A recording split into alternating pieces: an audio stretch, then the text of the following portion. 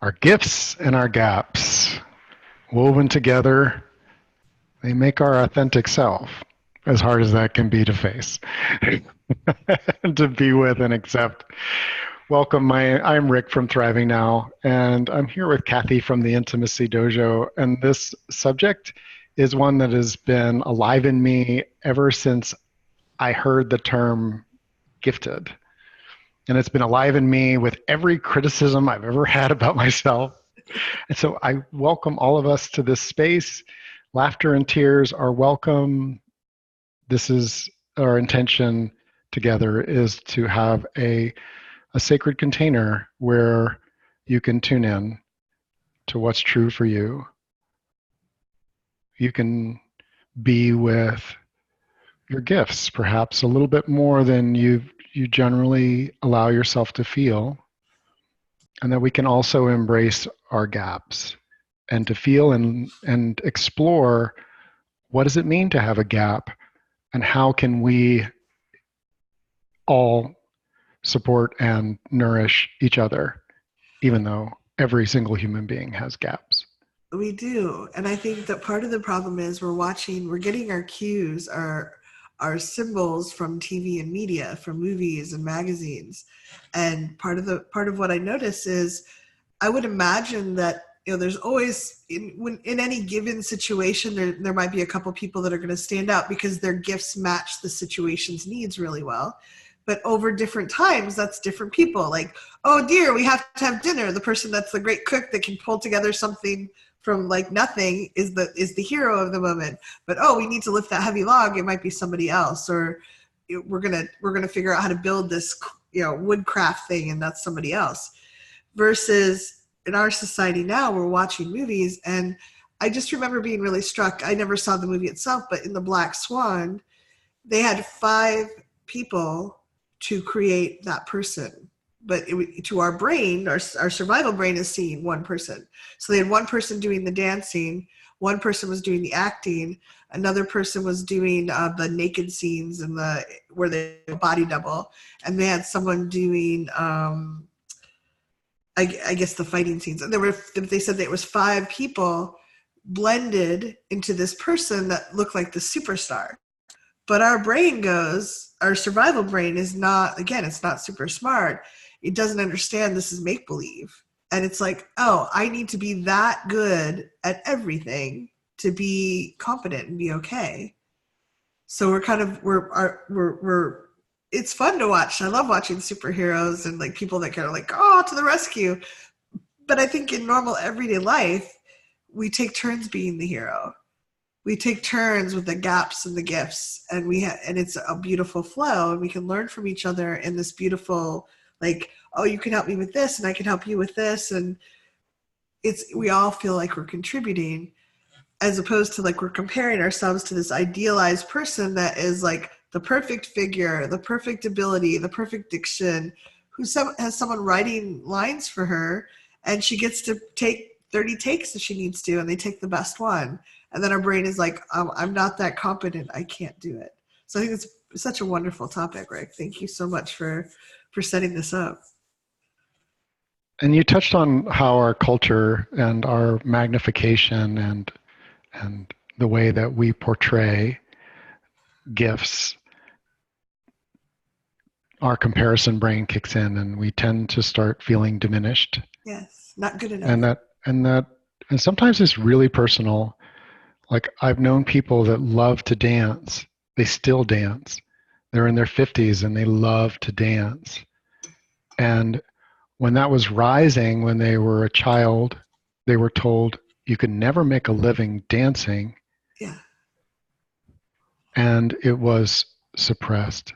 Mm-hmm. And so as we touch on some of these ways that gifts can be diminished, suppressed, held back, and I said in the video that invited you all here that, what does it mean to have smarts? To me today, our smarts, our gifts are multifaceted, multidimensional. There are people that have a certain kind of sweet, potent, juicy potential that they can express in a very narrow way. Other people where their broader competence looks a certain way. And so if you're on with us, there's a chat on a computer. I can't remember where it is in the app on phones and pads, but there is a chat available if you can find it. And if not, It looks write like a for little yourself. speech bubble from like a Yeah. cartoon. Um, let's take a moment and first take a breath and just notice as we touch on this subject of gifts. We'll start there. And we're going to go somewhere between 60 and 90 minutes, depending on how much participation and what we get into together. This is meant as a workshop. It's work, emotional work. It's maybe hard, but that doesn't make it bad. Um, and take a breath and notice how your body is right now.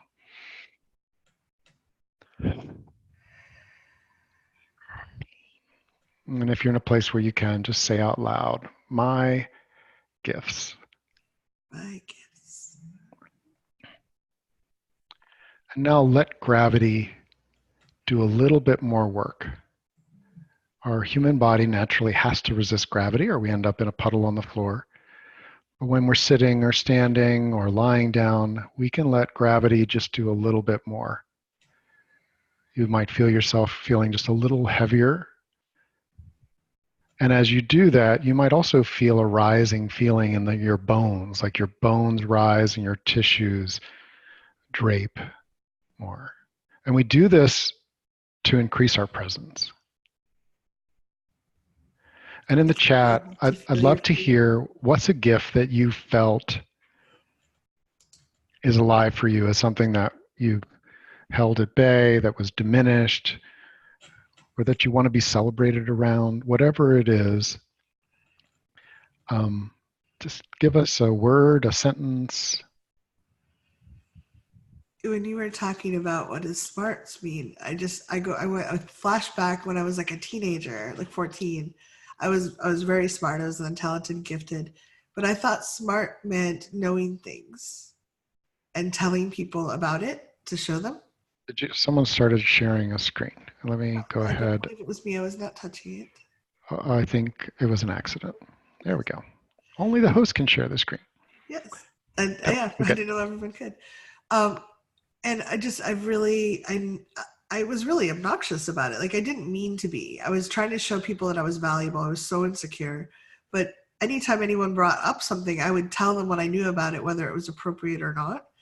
And it wasn't always in a like a generous sharing kind of way. It was kind of like, look, I'm not as bad as I think I am. I know stuff, which doesn't always come off well, but it's like that's what I really thought of as smarts when when I was younger. And now I know sometimes it's just listening or like it's evolved and I think we get better at it as we go.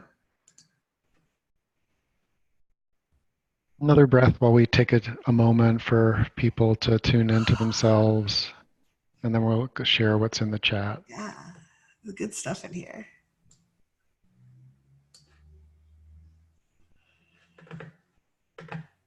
Okay. So Noreen, painter, Uh-huh. Cindy, Beautiful painting. I have one of Noreen's paintings. I love it. me too. I have several. My sensitivity, Cindy. I wrote improv. David, my gift in the last 5 or so years is being a listener. I love how Dave listens. It's I always feel this warmth when he's listening, like this really well presence. Dean, sense of humor. Yay, Gene. Beth, learning what wholeness means and living it. Oh, Sandra, making, wait a second, I lost it. Dancing improv. Christine, being sensitive to energies in my environment, sensing the light in other people. Do you want to read some? yeah. Sasha says making art. And Heather Jerome says parenting, which is beautiful. I think, I'm not sure if it's K and Tom or K empathy. Ellen connecting to others in joy. What lovely gifts. Like, those are so beautiful. So let's take a moment and realize that at this moment in time, people with these gifts and more, many more, Yes. have come together. Hmm. So Like, Heather said to say a little more, understanding what a child needs and how to be on their side. Oh, I love that. mhm. That's really beautiful. Yeah, we have this beautiful circle of people that are aware of gifts they have, and we can just create this container of love and support, and admiration for each other. Really, it's really sweet to be here with everyone. So to me, us acknowledging our gifts is a shared gift. It's a we space. It And we're says, so often taught that we shouldn't, we should diminish our gifts or like kind of, I think everybody in our society that's encouraged, but especially women identified people. There's a lot of like, you're bragging if you say you have a gift. You're being arrogant or too full of yourself and someone will take you down a peg versus like, no, I really have these gifts. Like I can celebrate and be grateful and connected to them and not try to hide them.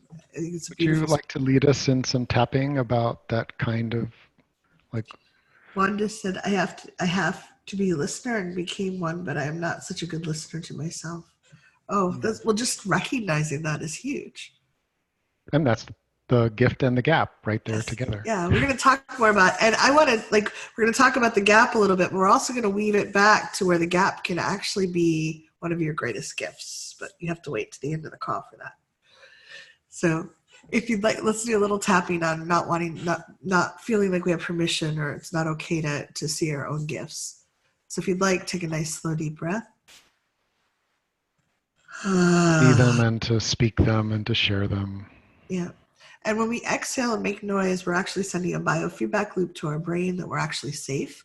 Because if we were hiding in the bushes from a lion, we wouldn't go, ah, Ah, yeah, we make your wouldn't chest be. rattle a little bit, like that vibration in your chest. You're rattling your vagus nerve and telling it, there are no lions that I'm aware of. I am willing to make noise right now. So it's a very powerful feedback loop. Notice your butt in the chair and your feet on the floor. The more grounded you are when you do this tapping, the more deeply it's going to connect with you. And if you do a lot of tapping, I think people that are new have an advantage sometimes because they're very present. They haven't kind of gotten used to the feeling of the tapping process. So I'd like you to invite yourself to feel this newly, to feel like, oh, I'm here with my fingers. I'm going to be present. And just imagine your fingers have awareness, like you're putting part of your brain in your fingertips. When I teach touch, I often talk about imagine that you have little eyes with little lashes on your fingertips. Like it helps you put a little awareness in there. And as you touch the spots, see if you can be present newly to this beautiful connection that's actually wiring directly to your brain, into the parts of our brain that we can't normally access. So let's just, if we can, give ourselves that gift of that presence and awareness. One more deep breath. With your fingers with the little eyelashes, gently tap your karate chop point. Even though they told me I couldn't shine, Even though they told me I couldn't shine, and I would be just bragging if I acknowledged I had gifts. and I would just be bragging if I acknowledged I have gifts. I don't know if I actually want to follow that rule. I don't know if I actually want to follow that rule. I don't know if I want to live in a place where people can't acknowledge their gifts. I don't know if I want to live in a place where people can't even acknowledge their gifts. I want to celebrate gifts, I want to celebrate gifts, mine and everyone else's. mine and everyone else's. So I'm going to take that rule So I'm going to take that rule and I'm going to chuck it in the trash. and I'm going to compost it. Oh, it's much more ecologically fat. I choose to give myself this gift of freedom I choose to give myself this gift of freedom and the ability to celebrate. and the ability to celebrate. Top of that, ever since I was little, Ever since I was little, they told me I couldn't brag. they told me I couldn't brag, Side of the eye that I'd make others feel bad. that I make others feel bad, Under the eye that I would seem arrogant. that I would seem arrogant, Under the nose or too full of myself. Or too full of myself. Chin, if I acknowledge my gifts. If I acknowledge my gifts. Collarbone, and maybe it's okay to acknowledge my gifts. And maybe it's okay to really acknowledge my gifts, Under the arm to celebrate them. to celebrate them, Top of the head, and role model and encourage others to celebrate too. and role model and encourage others to celebrate too. Nice deep breath.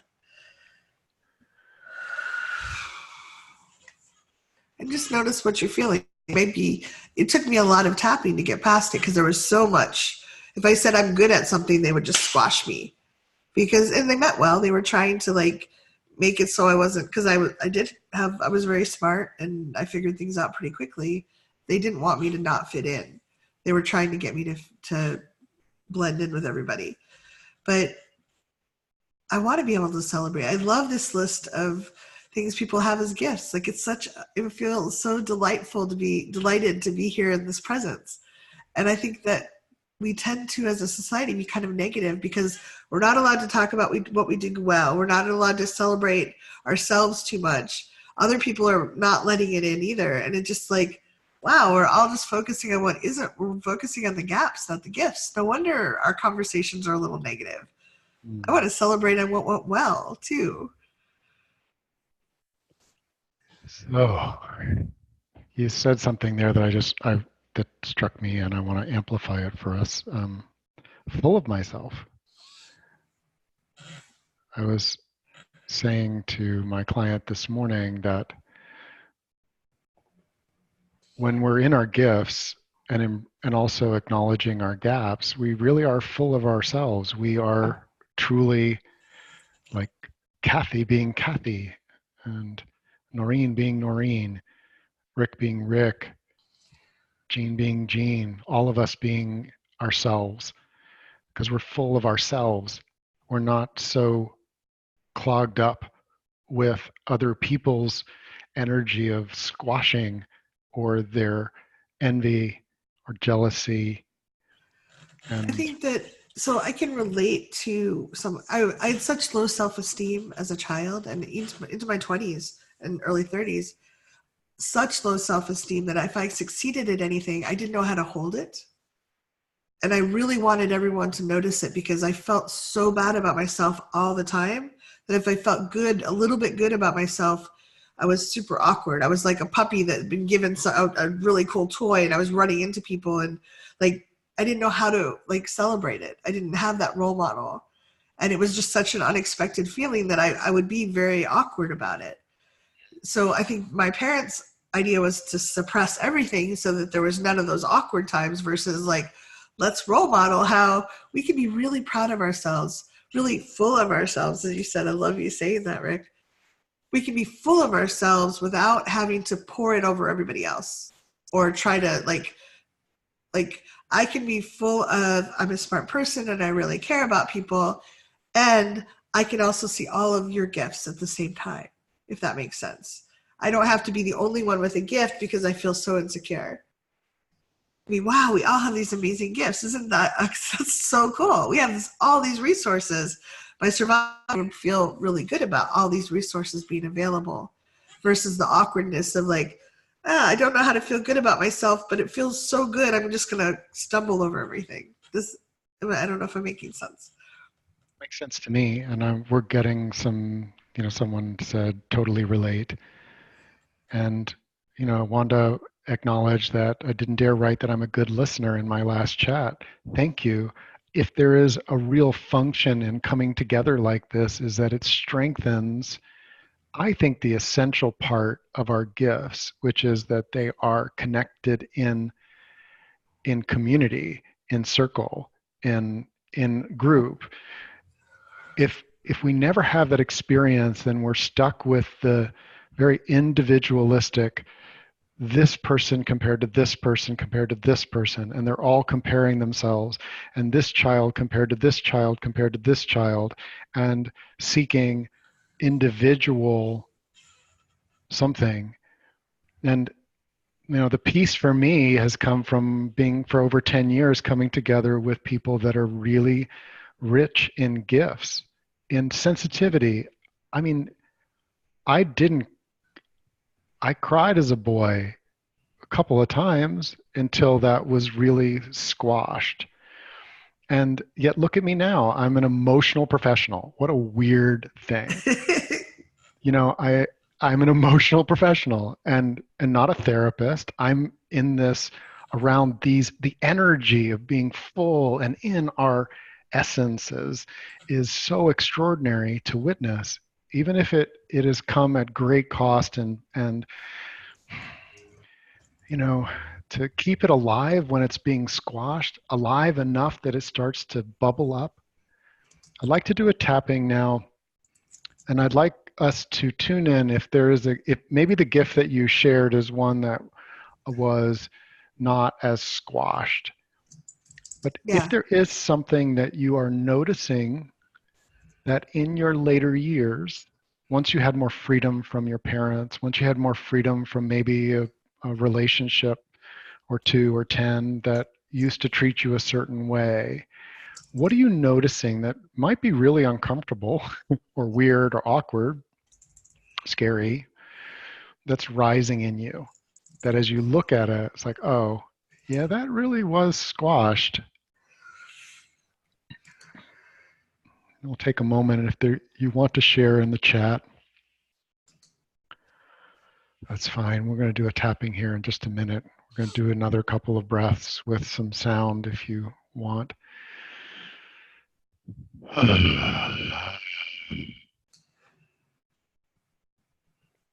And I totally relate to like wanting to run away. I feel good about myself and I run away. It's like when we don't know, it's not role modeled out there.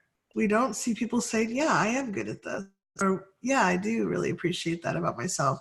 Even like people that are really, really good often are like, oh, Bashaw, it's not important. But actually that's insulting to all gifts. I think gifts want to be appreciated. What we're good at, what we're that beautiful flow of like, I can do this, I'm competent at this feels really good. Like, why are we not living that? Why are we not embracing that? It's and I think that we get the more we appreciate, and then all law of attraction stuff, what we appreciate we notice more of, we'll get more of. And so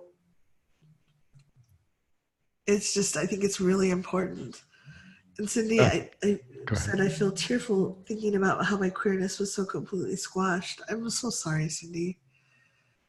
um, our And society and just is not yeah, good at anything this. that's wasn't was I mean queer as a sexual as an expression of our our sexual orientation was kind of like where I was, but now like I actually I'm a queer person, even though I mean my energetic orientation is queer.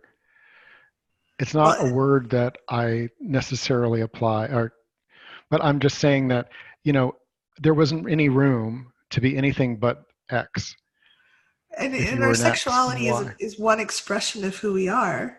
Exactly. And like I am queer. I date. To me, it's not important about the genitals. It matters about the person. Like my friend calls it awesome sexual. If you're awesome, I might want to date you. Um, but I think that it's just like our society is so afraid in general. It's like if you don't fit this very rigid paradigm they decided was safe, then you're not okay. And even if you're in that paradigm, you can't be too proud of yourself or too humble. You have to find, like, it's such a narrow bullseye, and nobody can hit it even a little bit of the time. Like maybe we hit it every once in a while by pure randomness.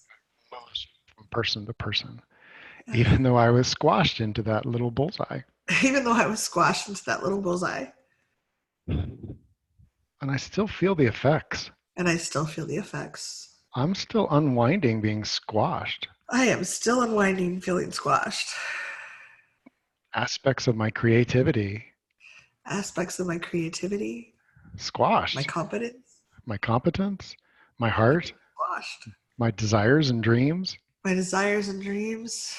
So much squashing. So much squashing. Don't squash children. It's not nice. And I acknowledge that that was a reality for me. And I acknowledge that was a reality for me. And I'm continuing to unwind it now. And I'm continuing to unwind it now. Aspects of me were squashed. Aspects of me were squashed. Eyebrow. And that feels, just tune in to what's Heavy. alive. Heavy. Feels so heavy. Aspects of me have been squashed. Aspects of me have been squashed. The eye. And I did my fair share of squashing too. I did my fair share of squashing too. I'm so sorry. When you're squashed, you learn to squash yourself. When you're squashed, you learn to squash yourself. And, and I'm starting to allow myself to breathe. And I am starting to allow myself to breathe. Collarbone. It felt so violating to be squashed. It felt so violating to be squashed. Under the arm. Why did they squash me? Why did they squash me? Love it. And right here, right now, I am embracing some of those gifts. Right here, right now, I am embracing some of those gifts.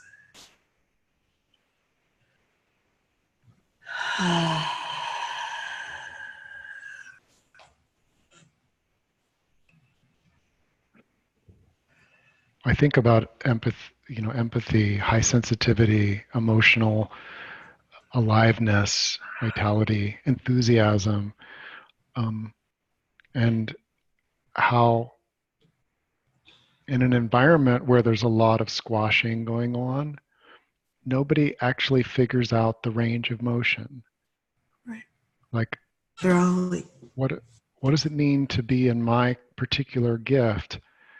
What's the range where I actually get unbalanced? Sensitivity, for example. Like I taught my daughter early because I was sensitive and she was very good at reading people. yeah. And like when she would tune into people, it would start to affect her, like her face would drop and things like that. And I spent time with her, like, what are you feeling going on with this person? And she was so accurate. And I showed her how to model, like, oh, yeah, and you can get that information and it doesn't have to like overwhelm your system. And I did that by like holding behind her heart. And, you know, I'm grateful that I had reached a point with my daughter during her development that I was actually partially competent to be able to do that with her. I What a gift recognized you that, gave her that she didn't wow, have it to would have been squash really you. helpful for me.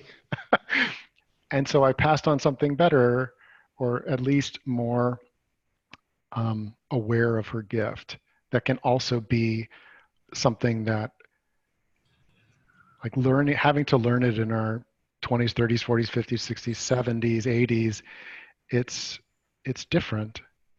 And I do believe that this kind of circle is where that can happen more readily. I love that we can be here together and share this and celebrate together. It is a huge gift. Um, and I'd love to do just a little tapping if it's okay. I love what Wanda said. Our feelings were squashed. I felt so bad and wrong for having feelings. And emotions are energy in motion. Yeah. If you have feelings, then you're alive. If you're the less we feel, the less actually alive in our chi and our vitality we are. And Well, our, then energy sends to just try to find a place to go, and it goes into concretize things and all kinds of other stuff. So I'd love for yeah, you to and do I think the Beth tap. said I felt so violated when we're squashed. Like people are telling us our organic feelings, what we're our experience and our aliveness in the world is not okay. And there is, there's a violation when if I tell you, oh, I had a boss that would always say, if I said I'm upset because of this happened or I'm angry because of that, he would say, don't feel that way. And I'm just like, oh, Topic on that one. Don't feel not that so way. helpful. So Not helpful. if you'd like to take a nice deep breath, karate chop, even though I feel really frustrated Even though I feel really frustrated and maybe angry and maybe angry too, and pretty sad, and pretty sad. They squashed my feelings. They squashed my feelings. They squashed my talents. They squashed my talents. They squashed me. They squashed me. And that is not okay. And that is not okay. I choose to be here with all my feelings right now. I choose to be here with all my feelings right now. And I choose to celebrate my talents. And I choose to celebrate my talents, my Top of the head, gifts. it's okay to feel angry. It's okay to feel angry. Eyebrow, it is okay to feel sad. It is okay to feel sad. Side of the eye, I can be disappointed in them. I can be disappointed in them. Under the eye, I can be frustrated with them. I can be frustrated with them. Under the nose, I can be frustrated with me. I can be frustrated with me. Chin, because I learned to do all of those things to myself. I learned to do all those things to myself. Collarbone, and I send forgiveness and love back in time. And I send forgiveness and love back in time. Under the arm, to that child who was doing the very best they knew how. To that child that was doing the very best they know how. Top of the head, and learn these bad patterns. And learn these bad patterns. Eyebrow, it was a survival mechanism. It was a survival mechanism. Side of the eye, I conformed to what they taught me. I conformed. Of course I conformed. Under the eye, it was the best I knew how to do then.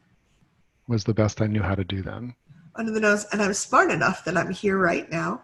And I'm smart enough that I'm here right now. Chin, releasing some of this energy. Releasing some of this energy. Collarbone, I don't need to conform anymore. I don't really need to conform anymore. Under the arm, I'm much safer than I was back then. I'm much safer than I was back then. Top of the head, and I can celebrate all of who I am. And I can celebrate all of who I am. No squashing needed. No squashing needed. Nice deep breath. And if your body is now, let's tune into your body, see if it wants some movement, maybe it wants some water.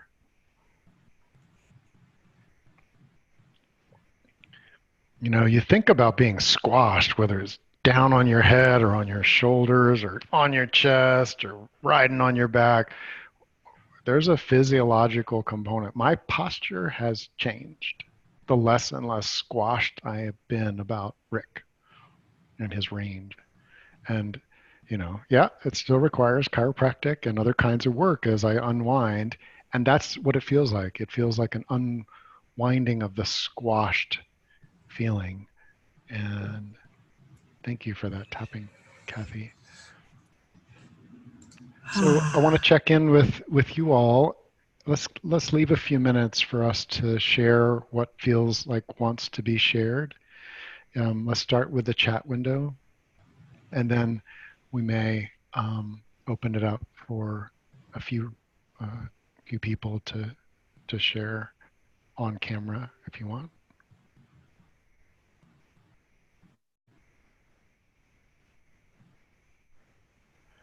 Wanda said, I learned to close my heart. So that is happening many times automatically. Mm-hmm.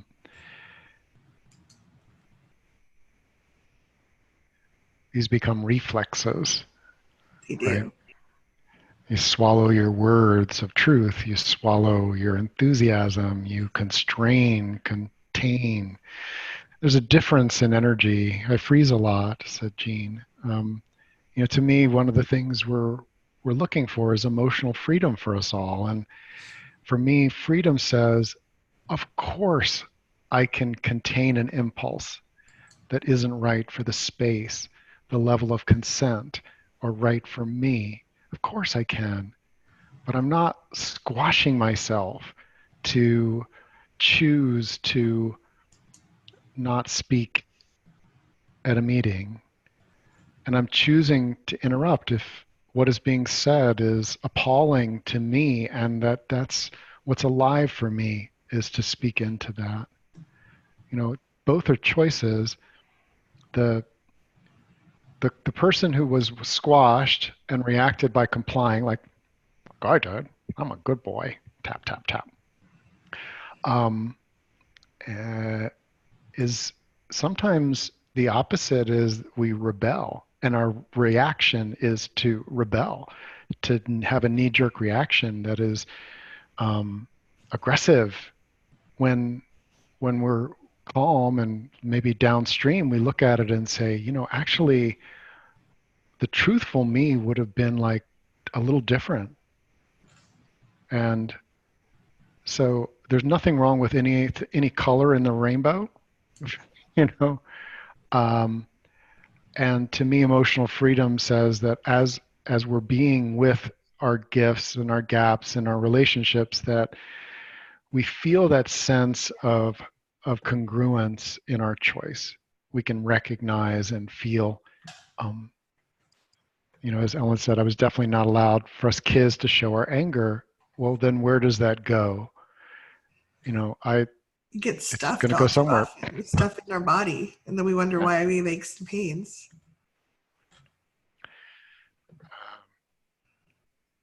Kay said my children were to be seen, not heard. That certainly means a lot of compliance of closing our voice and not really expressing our truth.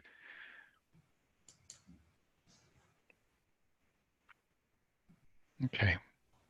Yeah. Do you want, if I'm going to look at the videos, okay, so if you are right now feeling the draw to share something on screen, and it'll be recorded and part of the replay, um, you can wave your hand. If you're not on video, on the participants tab, there's a raise hand that we can see. Okay, Heather.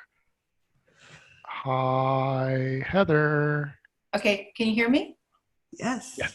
All right. I just wanted to share something funny about children should be seen and not heard. I wrote it in the chat bar, but when my kids were little, just as a game, I wrote beginnings of these kind of sentences that they hadn't heard before, and I asked them to finish them. So I wrote children should be seen and not, and my daughter finished it with invisible. Children should be seen and not invisible. You raised her well. Yeah, it was. I got some pretty funny answers. There was also the pen is mightier than the pig. Anyway, I just wanted to share that. No, that's great. Mike. Yep. Perfect. Thank you, Heather. I'll go ahead and mute you. And is there anyone else? Thank you so much. Jean, I'll unmute you. Hi, Jean. Hello. Hey, Jean. Hi, Kathy. You were talking about where does the energy go? As a child, I was terrified, and the energy went right into pain in my stomach, and I had a stomach ache every single morning going to school because I had a school phobia.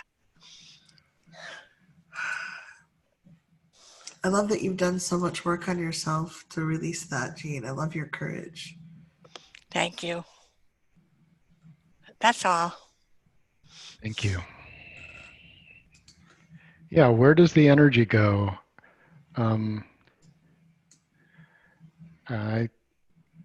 I get this image right now that if we can't really allow our gifts to shine, to be expressed, that what if there's a counter, in order to squash that, we also then amplify our gaps, that we focus so much on our gaps because we're not really growing and expressing in a balanced way, and so our gaps get more play.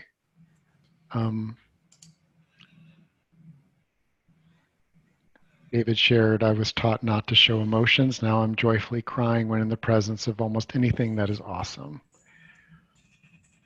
Me too. And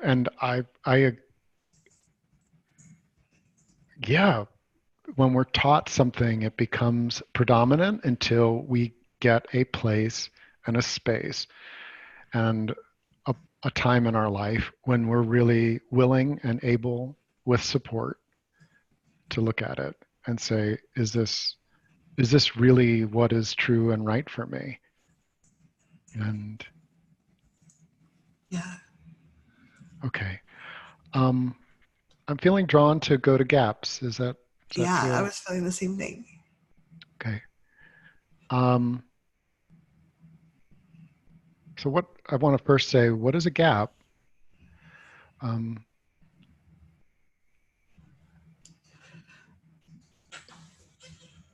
I think if we look at the traditional stereotype, it's like, where do we not measure up compared to the cookie cutter that we're flashed?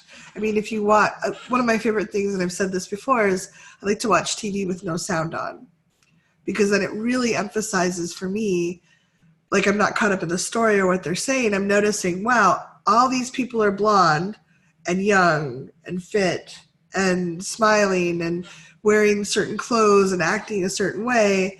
Like, I think we're sold a bill of goods because it works. If we're made to feel bad about ourselves, and told we won't measure up, then we will buy things. So the average person who reads a Cosmo cover to cover has a third less self-esteem when they're done. ooh. I mean, why would you buy a magazine that leaves you feeling worse? But it's kind of entertaining, and it tells our primitive brain that it's telling us how to fit in. So there's a compulsion, like, I want to fit in, I want to learn how to survive and be valued and have status in my community. But we're told over and over, like, even the models don't look like that, guys. Those are fake. It's not real. So we come out and we're willing to buy anything because we start feeling like, oh, I'm never going to be good enough. And so I think part of what we perceive as gaps on a surface level, a shallow level, is, oh, wait, I don't measure up. I'm not a size 2. I'm not 22. I'm not blonde. I'm not perky. My nose is the wrong shape. I don't wear the right perfume. My armpits smell when I work out. Like, my breath is bad in the morning. I'm never going to find safety and security. But I think that's just what we're fed as a bill of goods, which is a lot of bullshit. Excuse my French. Eyebrow. I have been sold a bill of goods. I have been sold a bill of goods. Side of the eye. Hundreds of thousands of impressions Hundreds of thousands of impressions. under the eye. How I don't measure up. How I don't measure up. No, I don't measure up to him. I do not measure up to him. Chin, I don't measure up to her. I don't measure up to her. Alone. And they, oh my gosh, I don't measure up to them. I do not measure up to them. The arm. What if that's not a problem? I hope that's not a problem. What if that's not even real? What if that's not even real?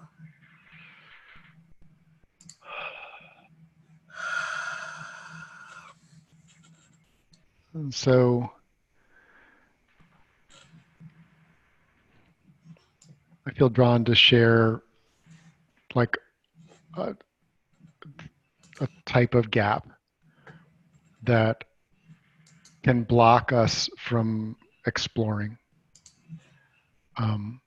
our gifts even. So tune into your gift, a gift. And then what don't you have? What is not part of that gift that some people think, like, in order to be a great dancer, you have to, in order to really be a painter, you have to, in order to be an awesome listener, you have to be able to, and if you're a really good parent, if you're great with kids, then then you have to be able to, no matter what, along that lines, right?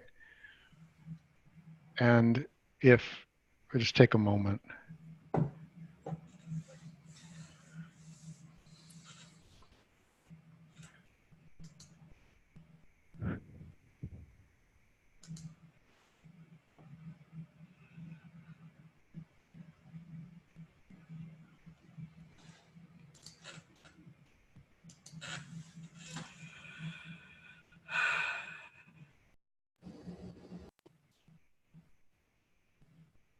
So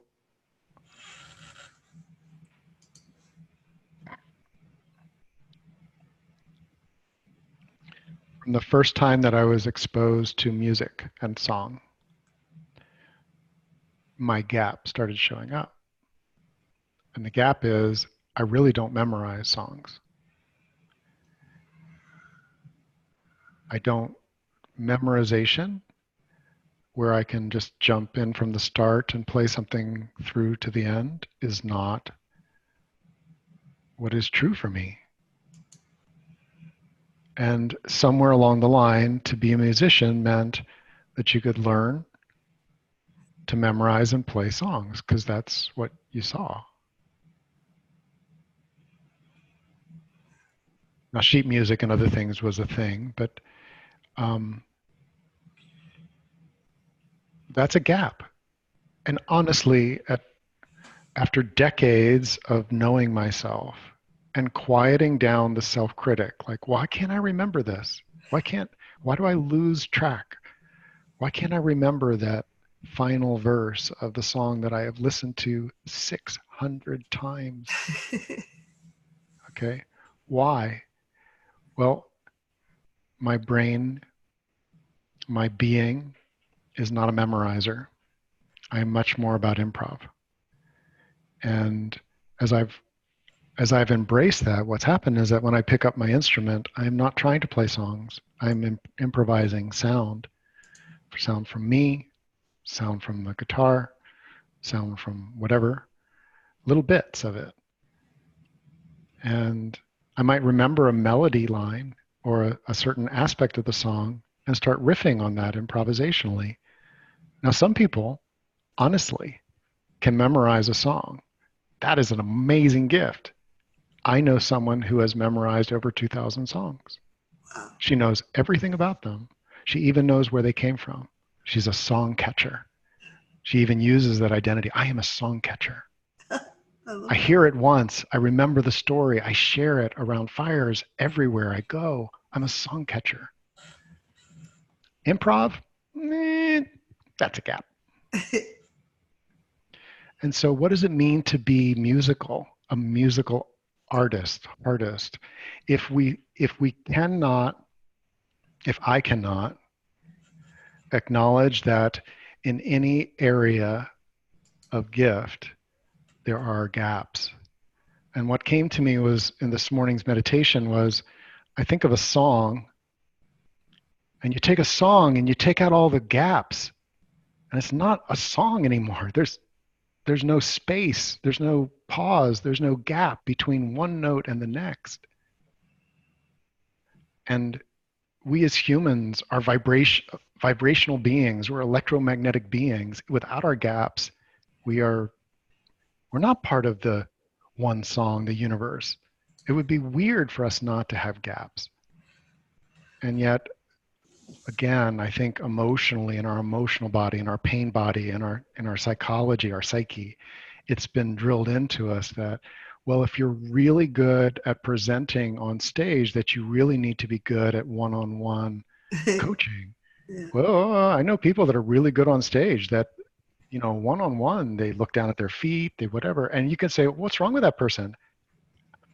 They may be diverse enough in how they're wired that one-on-one energy exchange, which is very intimate, is like maybe too much for their system. I'm imagining some reasons that allow us to expand our compassion. So I'd like us now, if we could, how could you expand your compassion for yourself around a gap that you have? Does that make sense? How could you see a gap that you has annoyed you, has disturbed you, has caused you distress? Is there a way that you could stand?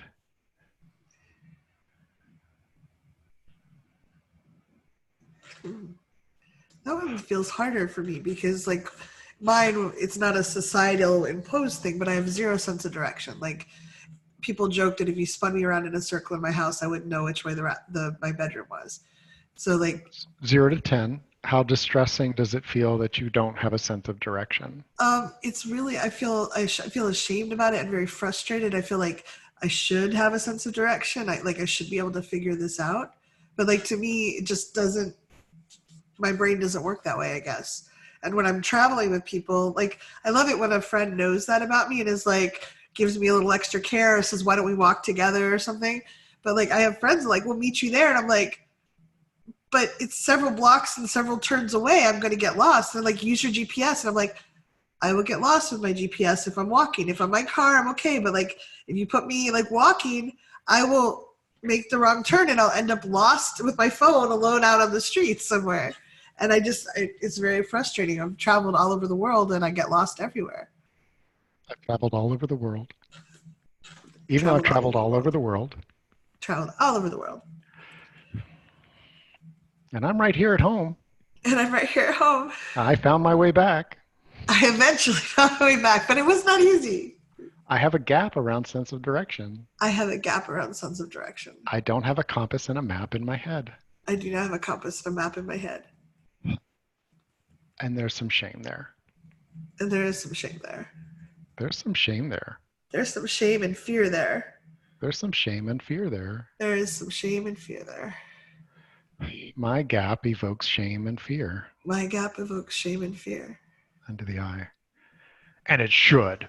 And it should. I can't take so good care of myself. I don't know how to get home. And I still make it home. And I still eventually make it home.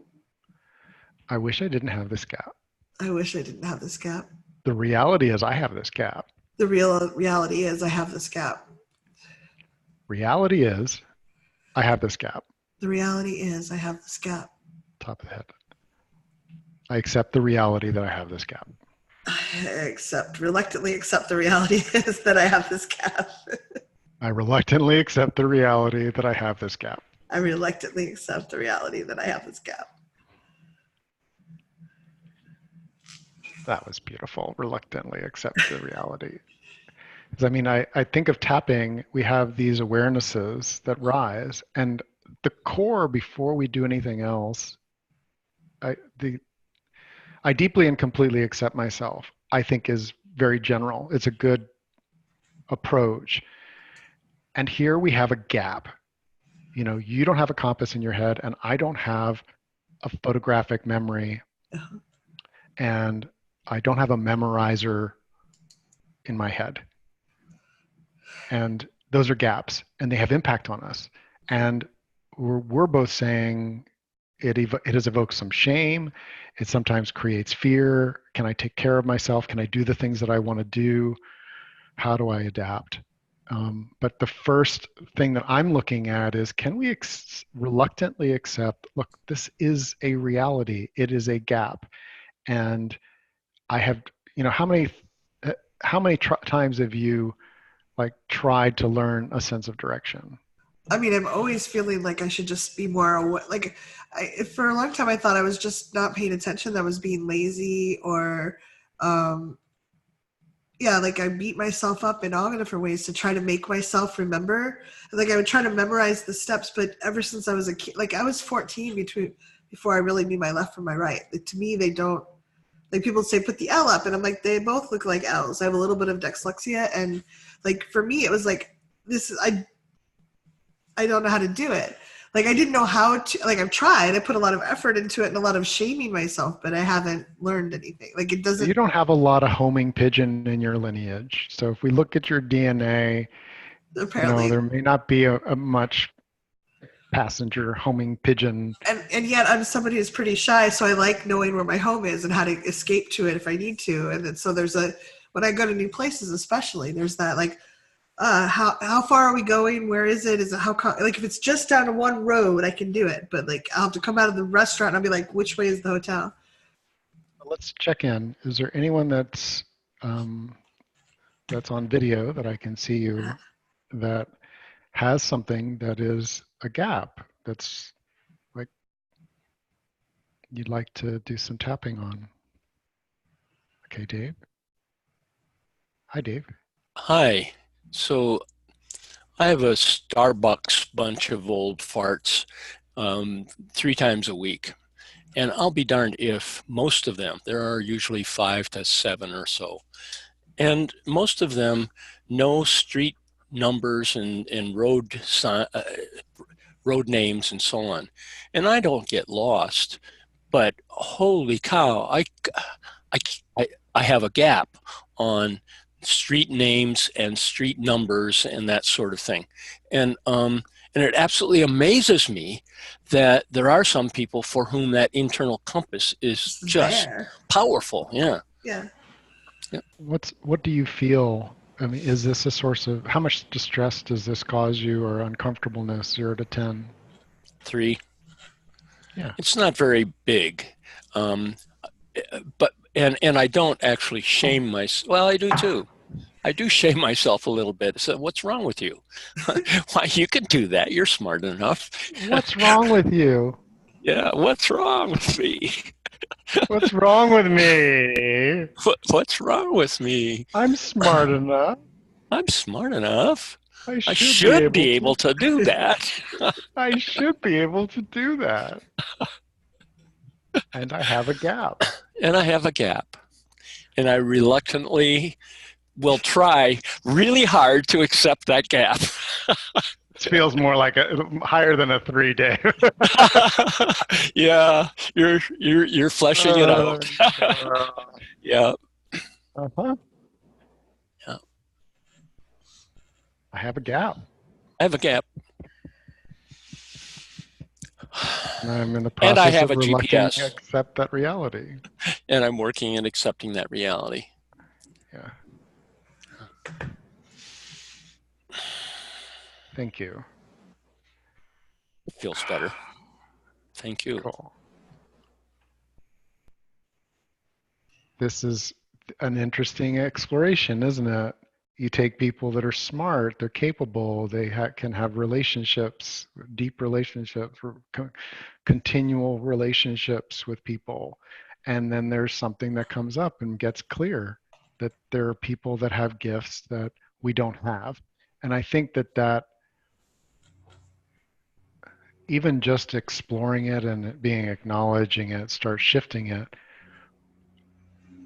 I love the fact that, one, there are people that have that. We traveled around Italy and Europe with my brother-in-law when I was married. We used to joke, he's got the whole map in his head. He's got a itty bitty compass in his head. You know, he really, if he looked at the map of a city, he could orient himself just by homing pigeon. It was astounding. It was extraordinary in the time pre-GPS in the in the mid and late 80s and early 90s to travel with him. It was so nice to have someone with that gift. And if I had known tapping, every time it came up, and I felt inadequate because I couldn't figure out where we were. See, I self-bleeped there. Isn't that nice? I would have tapped and I would have said, I'm grateful for him and it's okay. I'm actually not a homing pigeon. Yeah, I don't feel that in my lineage, right? I'm connected to things differently than that. And I remember being shamed about using a GPS to find my way home when I was just within a couple of miles of the neighborhood in my car. And I made a joke about it, like, well, I like to check traffic. I like the fact that it checks traffic for me. It's sad that you felt like you had to justify your use of the GPS. Right. And this is where, like, tapping on that gap and now again doing it, I'm feeling like, by filling the gap with an adaptation, a GPS system, what I'm saying is, if I'm trying to fill that gap through tension and fear and anxiety about where am I, where do I turn, what is the next, what's the blah, blah, well, I'm now more of a distracted driver.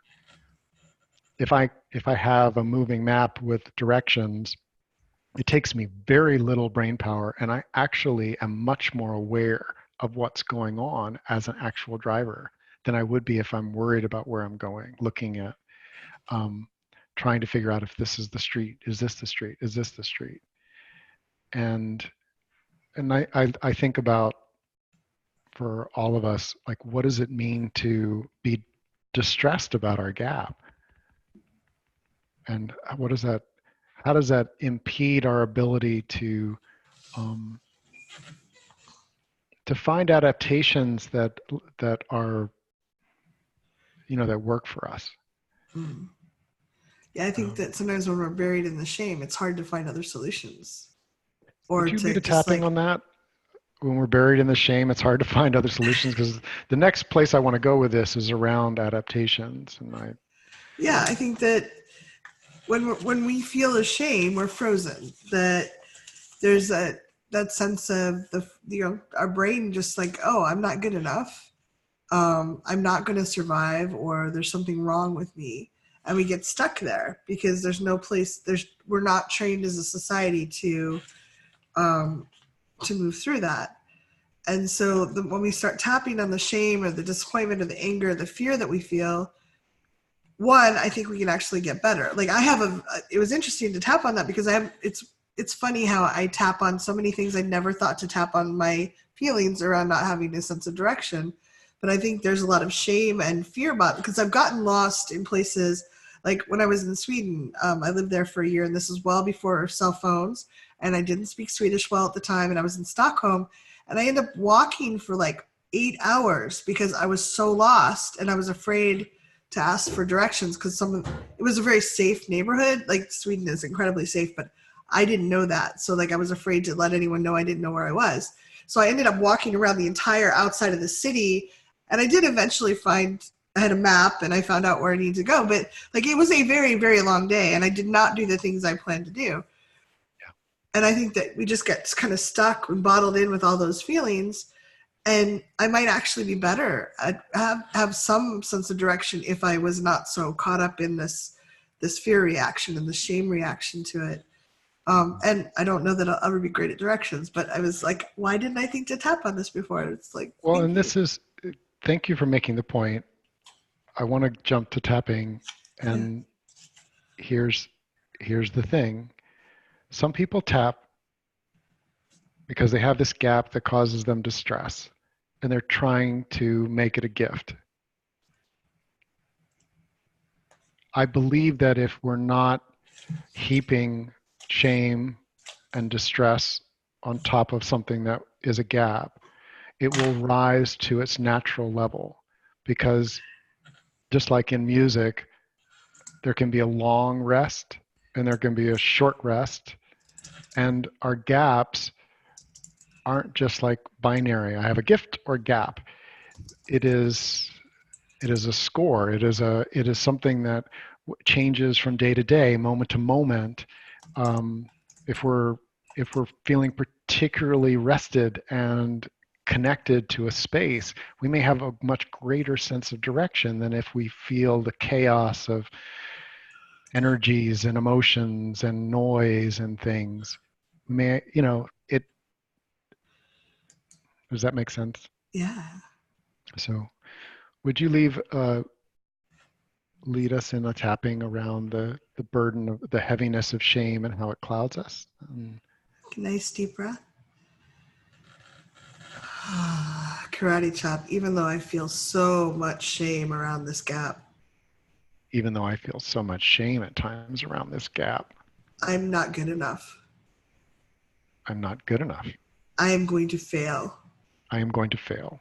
My primitive brain thinks I'm going to die. My primitive brain thinks I'm going to die. Because I have this gap. Because I have this gap. And nobody else has the gap this way. Nobody else has the gap this Not bad. the way I have it. Not the way I have it. I have this unique, horrible gap. I have this uniquely horrible gap. And of course I should feel ashamed. And of course I should feel ashamed. On top of that, I feel that shame right there in my body. Yeah. I feel that shame right here in my body. Eyebrow, it is really heavy. It is really heavy. Side of the eye. And I think that because I feel ashamed. And I think that because I feel ashamed. Under the eye, that I must be really bad. That I must be really bad. Under the nose, I Must take be my really bad at this. under the nose. I take my feelings as proof that I'm a bad person who should be ashamed. I take my feelings as proof that I'm a bad person who should be ashamed. Chin, what if no one taught me how to handle these feelings? What if no one taught me how to handle these feelings? Collarbone, I think feeling ashamed means I'm a bad person. I think feeling ashamed means I'm a bad person, Under the arm, that I lack something fundamental. that I lack something fundamental. Top of the head, maybe what I lack is the skill to deal with shame Maybe what I lack is the skill to deal with shame. and the ability to tell the right people that I don't want any of their shame dripped on me. And the ability to tell people I don't want any of their shame dripped on me.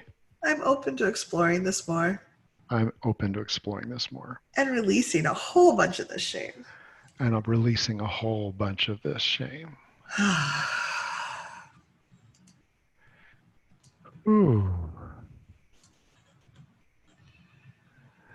Oh, Beth says, past shame is my family language. It's part of almost everyone's lineage. It's a great way to control people. If you find, when we want to control a very strong bull, in the old days, we'd put a ring through their nose. We'd find their most sensitive spot, and we'd put a piece of metal in there and cause them pain when they didn't do exactly what we wanted to. And that's exactly what our parents learned to do with us, and it worked. It was effective. And they learned it from their parents and their parents before them.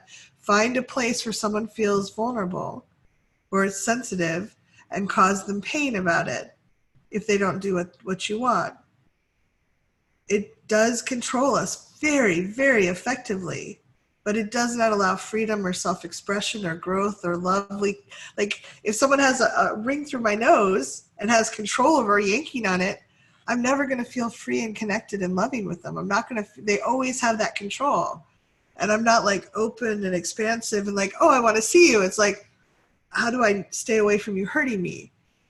And so I think, so many of us have families like that because it does work. Like our politicians do it, our teachers do it, our bosses still do it in many cases because it works. It's a fundamental human response. But it's not how I want to connect with people. And Rick, you're talking about, I love that you're talking about how do we adjust to the gap? How do we adjust to it? One of the things I think we can adjust to it is by claiming it. So I always, say more. Years, I thought my weight was like just this huge, pun intended, not intended, this detriment, this gap. Like there's this huge wrongness about me and I just struggled with my body. And there's days when I'm like, so frustrated. Why is my body still like this? Why haven't I changed how I interact with my body? I've changed in so many ways, but not around that. But I also found that it can be an amazing gift because when I stand up on stage or I share with a friend or I'm doing one-on-one coaching, I have people that come up and they're like, I'm too shy. I have a little cellulite and I have to lose 5 pounds before I date. And I'm like, really? I weigh 320 pounds and I'm dating right now. Like it's a way I can use it as a way to help them get over that fear and get past it. And I can also use it as a way to relate about how I didn't want to share that gap, what my perceived gap, what I was so ashamed of. I can share it as a way of connection. So I always say it wrong. Wabi sabi, I think it is. It's a Japanese term for like loving the imperfections. I think sometimes our imperfections can be our best gift to connect with other people. I don't make, like when I was younger, I tried to be smart and tell people information that I thought was useful. I didn't form friendships. I didn't have friends. Like I didn't have people that liked to be around me. It was kind of obnoxious because, she'll tell you all the facts. I have a lot more friends now when I say, I feel really ashamed often. Or I still feel so awkward when I meet new people. I'm so shy. I build more connection with my gift, using that broken part of me, that shame-filled part of me, as a way, because I don't think we connect I think of it as like Rain-X, like when we have that perfect polished our gift thing, like we're really good at that. And people like being around people that are acknowledging their gifts and able to help our community and our friends with it. But I think it's kind of like a Rain-X surface. It's like, oh, that's really pretty and nice on stage. But if I really want to form a connection, it's really about like finding the places where we have the rough spots. The Velcro or the connection we form is so much more about the places we have the gaps. And we all have gaps. But when we're trying to pretend them, we hide them, and we're trying to keep them underwater or hidden away, there's no place for people to really connect with us and feel that warmth or the quirkiness. The very things that we most want to hide are often what people need to hear. And And the there's a more I there's a share, gift there's a what's that? gift there that Yeah. that you have cultivated, and I felt in you from day one, is a, a capacity to tune into yourself and acknowledge feelings and where you are. And that I had to cultivate that. And I know that just being your friend and co-creating with you has helped me be with uncomfortableness or things that don't change. We and that's what I think a gap to me is. By don't change is too strong. So for example, I've I've tried so many memorization books because I thought that my gap was something I had to overcome in order to experience what I wanted to do. By embracing my gift, I and letting go of that gap as being a requirement, the adaptations start arising. So, for example, um, when I pick up the guitar and the family is making dinner, my partner's making dinner, the boys playing with blocks or something, I'm not trying to play them a song. I am in like, well, what feels true for me? What rhythms and the like as I go from tone to note to tone. You beautiful improv, and you're not just improving It's with you, you're improving with the energy around you and the people around you. exactly. Yeah. I just And wanted it's to point this out. Ellen, is this a quote from someone? Or is this yours? It's so beautiful. Our light shines through our cracks. I'm like, wow, yes, yes. I mean, yeah. So I'd like to invite each of us to consider whether, and sometimes there's like an accusation that we have, and I don't believe a gap is an accusation. Like, you're just so too stupid to remember the words, or your brain is deficient and can't do that. That's an accusation, whether it's coming from inside or outside. A gap feels more like, I've explored this, and it's not a gift for me. And if I didn't have that gift, if that gift is not who I am,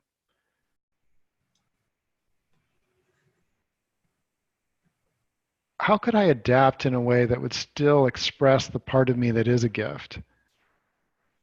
Dance. I suck at partner dancing. That's an accusation. Okay? What is true in the gap is that the traditional lead follow of a man leading his woman in a dance is like, it's something to me that evokes no creativity, no inspiration. I can see it and I can see the beauty in it. And there's a part of me that's just like, eh, I it doesn't evoke me. It doesn't activate me. Now, if you take me and you put me, wrist to wrist with someone and you say, move together without agenda, well, now I'm in improvisational dance. And that's a gift for me. Professional dancing, like where you could do a choreography. Can you imagine, I did a whole Zumba class.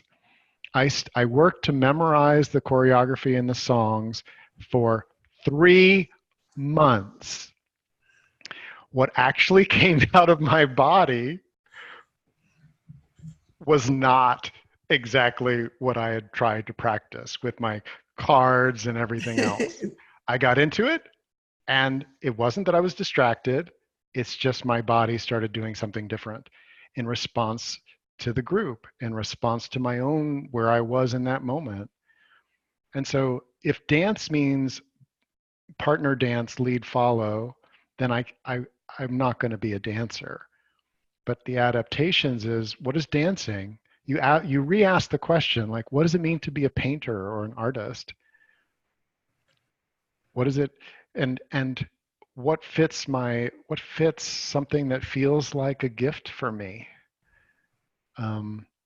It opens up possibilities, and I think you know, and I think if we can think back about, like, humans evolved the way we are because it worked. So having different skills, like Dave, you were talking about how you don't memorize the street names and the numbers, but you're such a powerful listener, and you are such generous with your energy and your love, and you have so many beautiful gifts. I think that there is, like, Rick, you're so in the moment. You're so present and responsive. And that is really, really good for an emotional freedom coach, someone who helps people with their emotions. But it would probably suck for a line foreman for someone building semiconductor chips, for example. I don't feel like we should run this lot today. I think we should try changing things up, or, like, that's bad for the lot. So, like, we evolved this way because we have different gifts and we bring different things. And we're supposed to, we're designed by nature to be social. We need I think each I was other. tapping on what, yes, we do. And Pamela just said it. It's like, I'd like to look at this. You are so smart. How can you be so stupid? Kind of the double bind. And what comes to me is to find a place to stand in our gap, or with our gap also present. Even though let's see, how do we do this? Take a breath.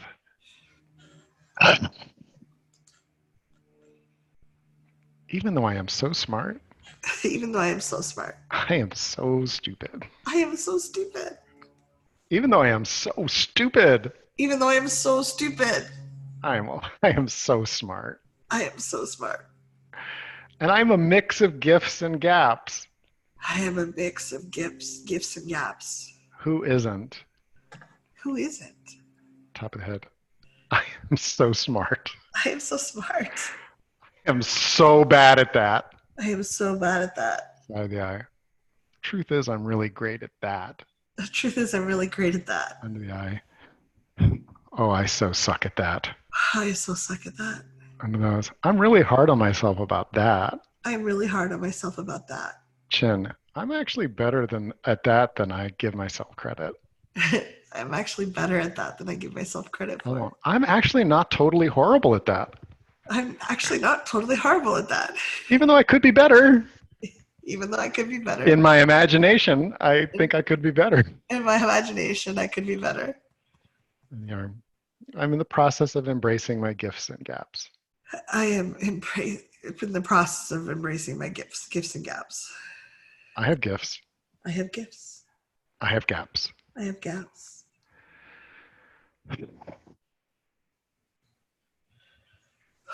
That was beautiful. It just brought up for me, like, sometimes I can have them in the same place. Like, I love being really compassionate. I love being generous with my energy. I love, like, helping people work through things. And there are times I don't want to be any of that for anyone. Like, and we get to like, I think we have such a perfection model in our society where we must, like, I'm noticing my orchid is like, there's hardly any flowers on it. Oh, I failed. I didn't do it right. That doesn't matter. Hopefully the message that we're sharing is much more important than whether there's a couple more flowers on the orchid or not. Like, we're so much like, if you're good at this, you must be good at it all the time in all situations, versus some days I'm tired. Some days I'm choosing, like, I know I'm usually there for you, and today I don't feel like being there for you. And I'm going to just say, you know what? I don't feel like being compassionate today. If you want to talk about movies, great, I'm there. But otherwise, I don't want to do that. And I think when we start giving ourselves permission to improv in the moment, like, be with ourselves and what our expression is, that gives us, there's a lot less pressure.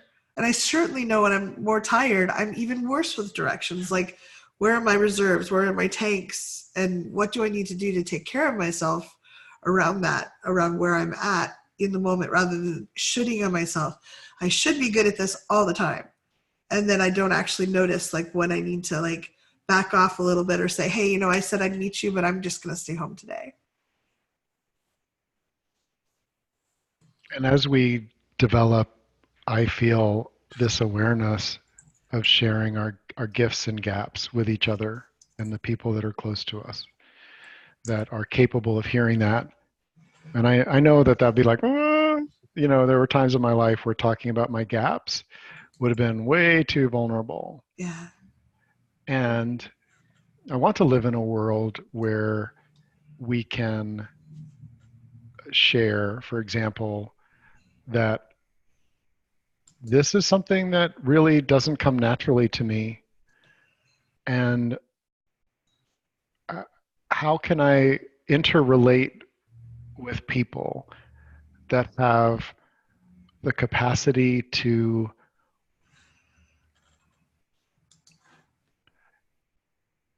accept that that's a gap in another person and not look down on them for it, to accept that, you know, Kathy doesn't have a homing pigeon inside of her primitive brain. And together, since I don't either, we run two GPSs sometimes when we're together. We do. You know? And also, I remember at various times in my becoming a coach, there were times where one of my gaps was really rising. Like, I'm a responder. So my nature is to be very responsive. And that's a gift, and it also has repercussions that I have to tend to. But one of the gaps for me is that if I'm not responding to anyone, it's really hard for me to do something. I have to imagine it. I have to connect to spirit. I have to ask someone for help. And Kathy was really the first person in my life, honestly, who recognized, for example, like around call schedules, this is a gap for Rick. And I'm going to help him by priming the pump. That's what we used to call it. And as soon as she primed the pump was going. No, it was more likely to go. I wasn't always going 100%, but Kathy's ability to prime an idea or prime the pump or something like that has always been profoundly helpful, because it meshes up with my gap of being able to do that on my own with my gift of being a responder. Do you see? And if I'm aware of just my gap and I'm focused on my gap, then I lose the possibilities of asking, hey, I can respond to this. I can respond to something that comes to me with so much more ease. So that's an example from my life of how when and with Kathy, there was a time where I was still trying to pretend that I was going to be great at it. Today, I have certain things that come up in my schedule. Right now, it's 3 days overdue, the schedule. Bless all of you who might be waiting for it. Kathy and I are not doing that particular dance. We're doing some other powerful dances, but I accept that that's a gap for me, and you're worth waiting for. I'm adapting by having some things in there that help remind me without it becoming,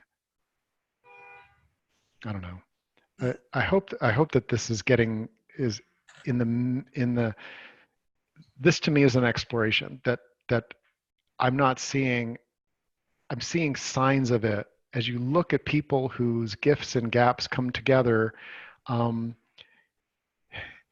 know, I see a magic in it. I see the people that whose gifts and gaps and sometimes gifts also matching up, that it's an extraordinary fertile ground for co-creativity.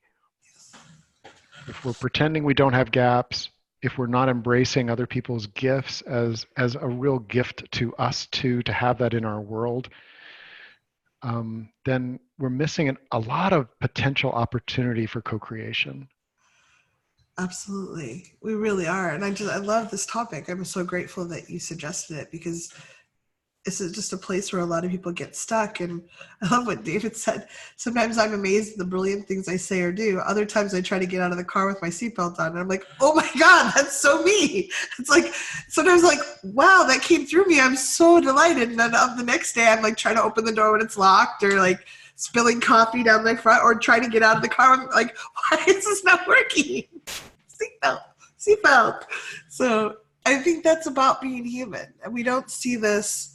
So many of us are watching videos or TV or media where they would just do a retake. You might see it in the bloopers, but they only show the bloopers where you don't look too stupid usually. It's funny, but not too stupid. And just us being human with each other, to me, it's so real and so beautiful to get to see each of you, and you're letting your light shine. And Rick, just again, thank you. This is such a great topic. I think so many people struggle with it. And shame is most toxic when it's secret. As soon as we start shining the light of like, yeah, me too, it's like, it just starts, baking out and going, oh, I don't have so much power anymore. So, and I think it takes courage. Often, one of my quotes is, courage is the price of connection. We have to be courageous enough to show what we're ashamed of. We have to be courageous enough to show our gaps and our cracks, so there's some place for people to connect with us. And being brought up in a perfectionist culture where you don't see those other people doing that, it's not role modeled, we're all walking around alone. We feel lonely. So sometimes we have to be the person that initiates. It starts off saying, wow, I feel so awkward. And then other people like, you too? Is this safe? Can I start being real with you? And then we start building this beautiful connection where, just like here now, each of you brought your courage and you shared. I love the shares. They're so great. And we get to be who we are here and let some of that shame bake away. And that's a beautiful gift. In a moment, we're going to unmute, and I'm drawn to invite people to share a word. And if you don't want to speak it, you can put it in the chat or just hold it. Something that is meaningful to you. And if you're in a place that's noisy, you can mute yourself right after. So I'm going to unmute in 3, 2, 1.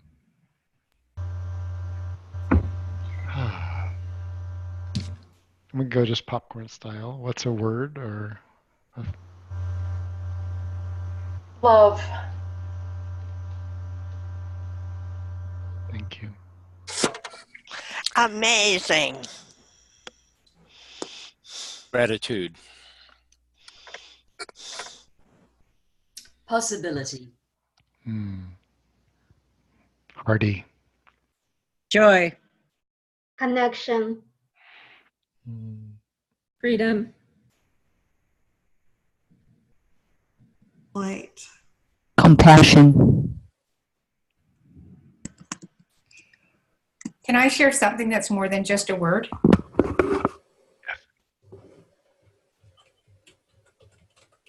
Yes. Yeah.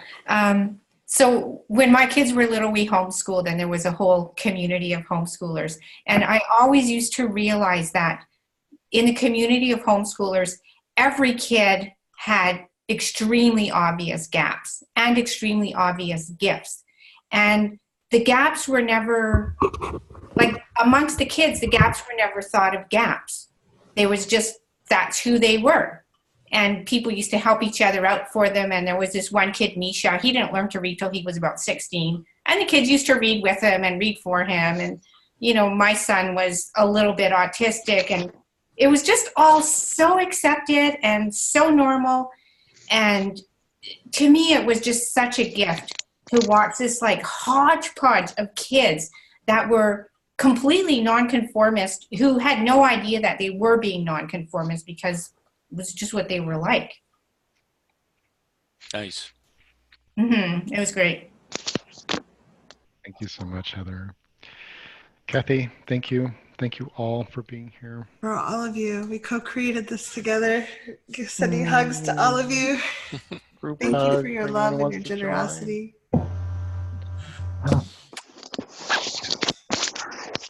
Happy holidays. Bye. Thanks.